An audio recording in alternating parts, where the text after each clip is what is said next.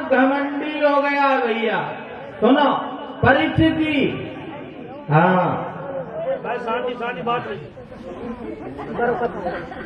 कैसा घमंडी हो गया, किसी ने अगर 5 मंजिल मकान बना के खड़ा कर दिया और कोई रिश्तेदार आया, बोले भैया ये किसका मकान है, बोले ये हमारा ही है, बोले ये तो सब हमने किया है, कहते हैं। और वही मकान अगर गिर जाए तो कहते भगवान ने बहुत गलत किया, कहते नहीं कहते, तब भगवान का दोष लगा देते। कहना है कि दुख में सुमिरन सब करें और सुख में करे न कोई, और जो सुख में सुमिरन करो तो दुख काहे कोई। क्योंकि जो कलयुग में धन दौलत के घमंड में चकनाचूर है लोग, वो भगवान से बहुत दूर है। हाँ, भगवान की इतनी पवित्र गाथा है, इसे सुनने से लोगों जन्म जन्मांतर के पाप नष्ट हो जाते। और कल आप लोगों ने सुनी कि परीक्षित का जन्म कैसे हुआ, सुनी थी कल। परीक्षित का मतलब क्या होता है परीक्षित महाराज? परीक्षित पराई इच्छा, परीक्षित का जन्म ऐसे थोड़ी हुआ, दूसरे की इच्छा से हुआ परीक्षित। और कोई नाम रख देते, भंवरपाल, मोरपाल, रामकांत, कोई लिख देते। परीक्षित क्यों रखा गया? क्योंकि भगवान की कन्हैया की कृपा से, इच्छा से परीक्षित का जन्म हुआ था, इसलिए परीक्षित रखा गया। अब परीक्षित जी ये बताओ कि कल कथा कहां पे पहुंच गई थी?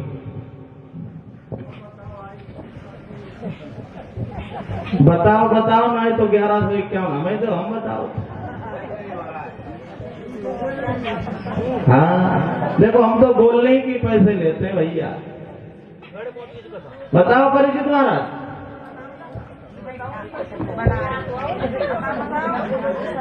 परीक्षित जी हरिहर गंगा के किनारे पहुंच गए थे या नहीं? पहुंच गए थे। अब प्रश्न यहां से ये उठता है कि महाराज परीक्षित को भागवत कौन सुनाएगा? है? जब हरिहर गंगा के किनारे पहुंच गए, 88,000 महात्मा बैठे हुए हैं, वहां पर व्यास जी भी हैं, कथा चल रही है, तो महाराज परीक्षित का आगमन हुआ तो सब ऋषि खड़े हो गए कि एक राजा आ गया। भगवान कपड़े पहने हुए महाराज परीक्षित गए हैं, तो कहने लगे हमें भगवान की कथा सुनाओ जिससे हमारा मोक्ष हो जाए, उद्धार हो जाए। अब व्यास जी कहने लगे हैं कि परीक्षित को भागवत तो वही सुना सकता है जिसने अपनी माँ का दूध ना पिया हो और 12 साल गर्भ में रहा हो।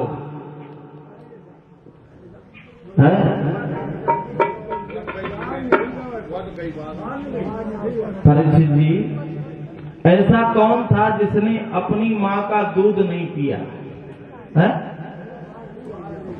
और 12 वर्ष गर्भ में रहे। वसुदेव नहीं, माता जी सुखदेव। हाँ तो इधर प्रश्न ये चल रहा है, आइए थोड़ा गौर करते हैं।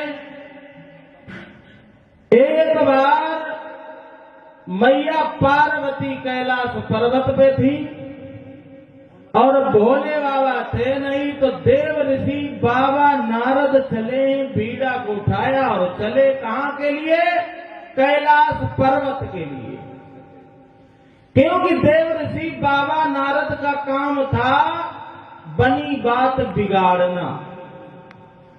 जैसे गांव में 2-4 लोग होंगे, अगर किसी की ज्यादा सलाह है तो उनकी लड़ाई कर रहे थे, है पति पत्नी की ज्यादा सलाह तो वह घरे के वह बदो तो लड़ाई हुई है उनकी। ऐसे ही नारद का काम था।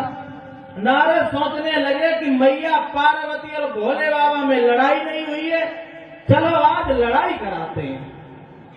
तो भोले बाबा ने बीड़ा उठाया, नारायण नारायण करते हुए चले।